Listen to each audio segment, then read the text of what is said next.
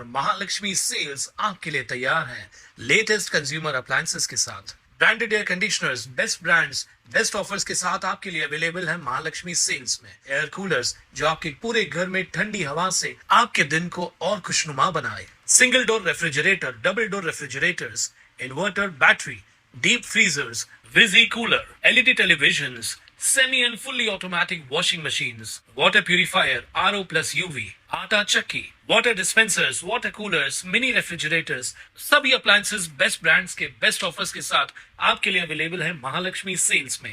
डोंबिवलीच्या शास्त्रीनगर रुग्णालयात doctor, nurse आणि कर्मचाऱ्यांवर झालेल्या मारहाणीनंतर सुरू असलेलं आंदोलन अखेर मागे घेण्यात आलंय। मुख्य आरोपी नगरसेवक रमेश म्हात्रे याला अटक झाल्यानंतर डॉक्टरांनी कामबंद आंदोलन समाप्त करण्याचा निर्णय घेतला। त्यामुळे 2 दिवसांपासून बंद असलेल्या शास्त्रीनगर आणि कल्याणच्या रुक्मिणीबाई रुग्णालयातील सेवा पुन्हा सुरू झाल्यात।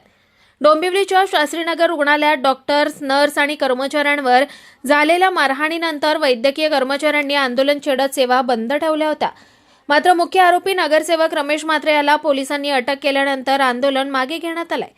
2 दिवसांपासून बंद असलेली शास्त्रीनगर आणि कल्याणातील रुक्मिणीबाई रुग्णालयाची ओपीडी तसेच नियमित आरोग्य सेवा पुन्हा सुरू करण्यात आल्या। पहाटेपासूनच दोन्ही रुग्णालयांमध्ये रुग्णांची मोठी गर्दी पाहायला मिळत असून उपचार सेवा पूर्ववत झाल्यात। या प्रकरणात पोलिसांनी 5 जणांविरोधात गुन्हा दाखल केला असून रमेश म्हात्रेसह 4 आरोपींना अटक करण्यात आली आहे। अटकेनंतर प्रकृती अस्वस्थ झाल्यानं रमेश म्हात्रे यांना ठाणे सिव्हिल रुग्णालयात दाखल करण्यात आलाय।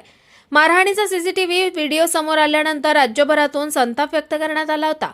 विविध राजकीय पक्षांच्या नेत्यांनी रुग्णालयाला भेट देत आरोपींवर कठोर कारवाईची मागणी केली होती। दरम्यान रुग्णालयातील सेवा सुरू झाल्या असल्या तरी शास्त्रीनगर रुग्णालय परिसरात अजूनही तणावाचं वातावरण आहे। कोणताही अनुचित प्रकार घडू नये यासाठी रुग्णालयात मोठा पोलीस बंदोबस्त आणि अतिरिक्त सुरक्षा तैनात करण्यात आली आहे। कुणाल म्हात्रे, स्वानंद मीडिया, डोंबिवली।